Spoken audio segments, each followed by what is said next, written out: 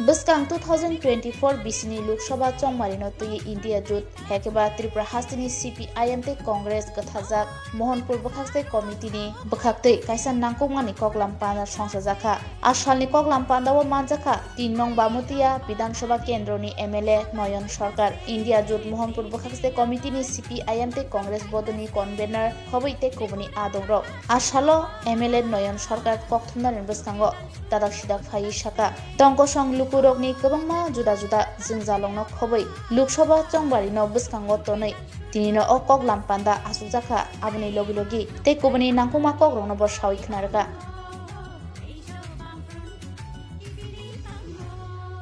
আজকে বৈঠক বলতে এখানে যেটা হয়েছে আমাদের বামুটিয়াতে ইন্ডিয়া জোট বিশেষ করে যেটা সর্বভারতীয় ক্ষেত্রে হয়েছে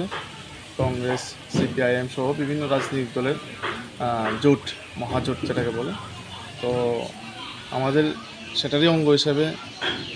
যে ইন্ডিয়া জোটের যে প্রার্থী হয়েছেন শ্রীযুক্ত আশিস কুমার সাহা ওনাকে জয়যুক্ত করার জন্য যে আমাদের রণনীতি যে রূপরেখা সেটার বিষয়ে মূলত আমরা উভয় দল মিলে আজকে বসে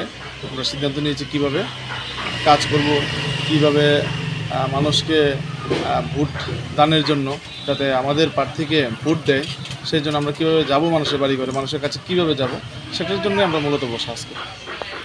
এই মোহনপুর মহকুমা এলাকাতে যে ধরনের সাধারণ সমস্যাগুলি রয়েছে সেই সমস্যাগুলি নিয়ে কি আপনাদের মধ্যে কোনো আলোচনা হয়েছে? হ্যাঁ, সাধারণ মানুষের যে বিভিন্ন রকম সমস্যা আছে সেটা নিয়ে আমরা আলোচনা হয়েছে। তবে এখন মূলত বিষয় হচ্ছে